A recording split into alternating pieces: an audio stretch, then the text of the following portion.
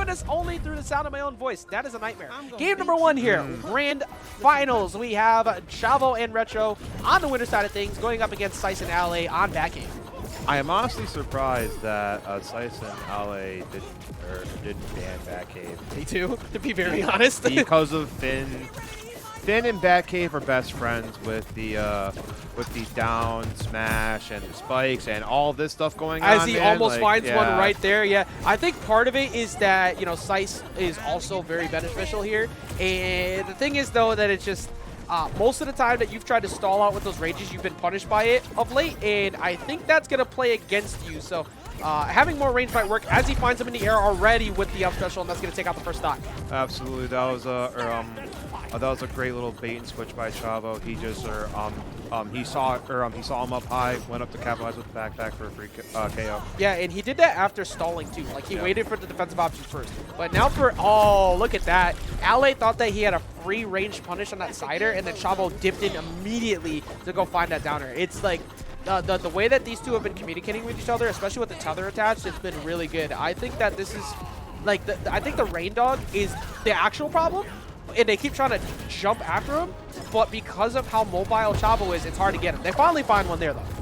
Yeah, so, like, what happened there to Chavo, actually? I kind of missed So I think what happened is that Chavo didn't recognize the reflect. Oh, good stall waiting. You got to hit the peak of that at the end before you can punish it, because that move is unpunishable to a degree. But even after they got the one knockout, they were able to find another one anyways, and that is going to be game number 1. Game number 1 seemed to be pretty easy on the side of Chavo. Pretty dominant. Yes, absolutely. So you know, again, I don't agree with the Batcave pick, but let's see what stage they decide to go to. Yeah, I'm curious to see what they go for stage 2, because I think the thing is that they went to Trophy's Edge before, and it didn't work. But I still think that's the right idea, or. Like my guess is that Chavo probably ran like Cromulus, because that stage wall bounce wise is too beneficial to the red team or blue team. Excuse me. I think what Sice and Ale was going for there was because giving Rain Dog enough space to do what he has to do without him having to go get rushed down. Like, you know, or they wanted to close that space in order to get there faster. So, I get where you're going with that. Yeah, because like you need to be able to put enough pressure on Rain Dog while also not allowing Rain Dog to overzone. And the best trade-off there was Batcave. But now we're going to Sky Arena, no platforms. This is, as you can see, Retro instantly rolling backwards to go set up the crystal for 1, but for 2, just getting that gap. But I think that one thing is working out a little bit, though, is that this does take longer for Chavo to get in. Maybe that's part of the idea of why they decided to go here, so they can get better separation to go and try and challenge Retro. Yes, actually, that's actually another side of the sword that I wasn't thinking about. That actually makes a lot of sense. So that was a good point out there. Yeah, the only trade-off that they get is that very similar fashion.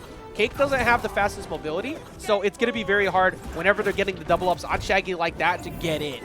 That's your one trade-off. You have the ability to play mid-range, but once the shoes on the other foot and they have Shaggy deep off stage, like right now, they get the knockouts. But Chavo turning around instantly to focus his attention on Ale to get the knockout, and good stall, but only because that's Cake. You make this back, maybe? Okay, good defense on Ale to not get spiked already. Yeah, and, oh my God, that backpack was so smart by Chavo there, because Shaggy was actually down there in huge disadvantage, but then he also saw Cake up there, so then he decided to go for the backpack. That right there, so like seeing Shaggy, like that's the same spot that he's caught Sice in the last few times, because first time he let him fall. Second time he went after him instantly. That time he waited for the dodge from Sice, so he's been conditioning him across different sets. And now Sice pretty much can't stall for rage for free, and the red team up 2 stocks. They do get one on the board. Retro at 107, and any straight hit from Shaggy pretty much will find a knockout here, or a fully charged from what formerly would have been a fully charged from Ale, but now they're looking at last stock. Last stock with Shaggy at 136, and actually just getting the KO right there, and that is Chavo and Retro's game. And no pop-off. Everybody's sitting there calm as ever. Not one move. Okay, there we go. Fist bump's finally going out. And that's going to be Chavo and